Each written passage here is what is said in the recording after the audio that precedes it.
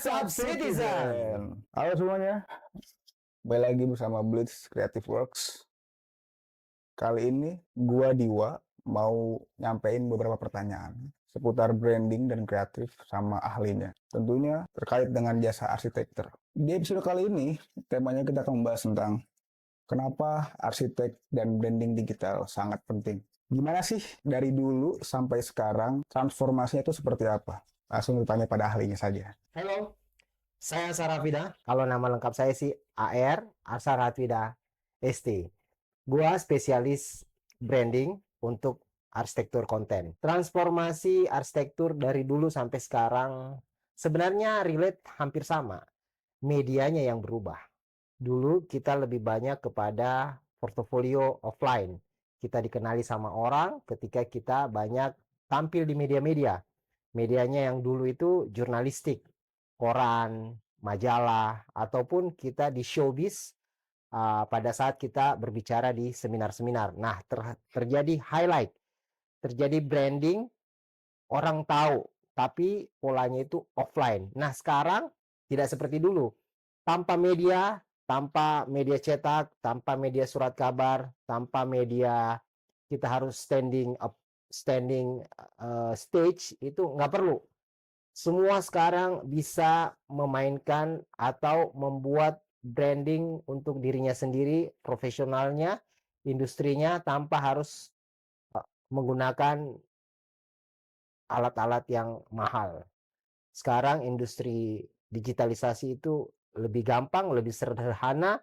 Hari ini tag, hari ini juga bisa show off. Mana sih yang lebih penting antara membangun nama sendiri atau perusahaan sendiri sebagai seorang profesional di industri arsitek? Ada dua tipe branding itu. Ada personal branding, ada corporate branding.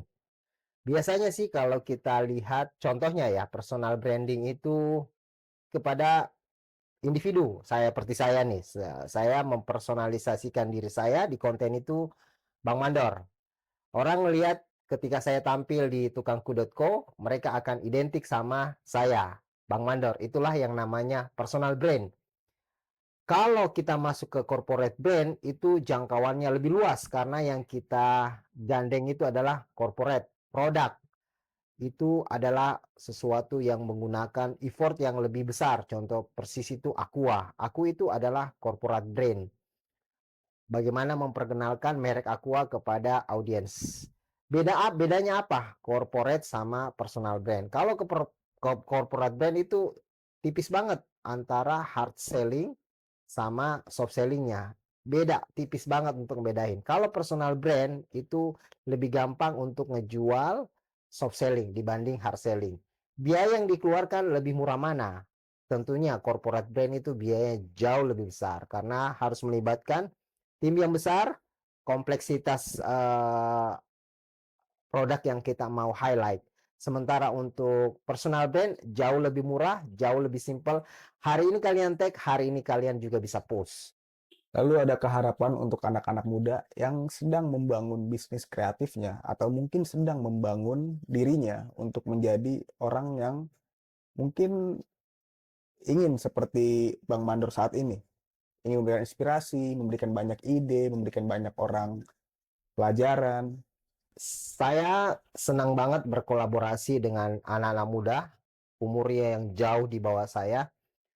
Di tim saya sendiri, di di tim digital saya sendiri itu ada beberapa anak muda, sangat muda, mereka dynamic, antusias, kemudian mereka bisa membuktikan bahwa anak muda itu bisa think out of box. Baru-baru tim saya namanya Mas Vino itu terpilih sebagai 3 top nominasi film pendek, sampai dengan dia di coaching sama tim Chandra Leo. Lu tahu Chandra Leo? Nah, itu adalah bentuk komitmen saya dan kecintaan saya bahwa dengan berbagi ilmu, sharing kepada anak-anak yang lebih muda, bukan berarti saya membagi ilmu kepada mereka. Tidak. Bahkan saya mendapatkan energi baru, insight-insight baru dari teman-teman saya, anak muda ini. Jadi di kami itu nggak ada yang senior, nggak ada yang lebih jago, tapi di kita itu adalah kolaborasi antara kami tim kreator dan owner yang mempunyai brand atau project. So, jadi teman-teman udah lihat betapa begitu fantastisnya digitalisasi saat ini. Jadi buat anak-anak muda di luar sana, stop doing, stop wishing, start doing. Saya Dwi Wardana. Saya Sarabida. See See you, you, citizen. netizen.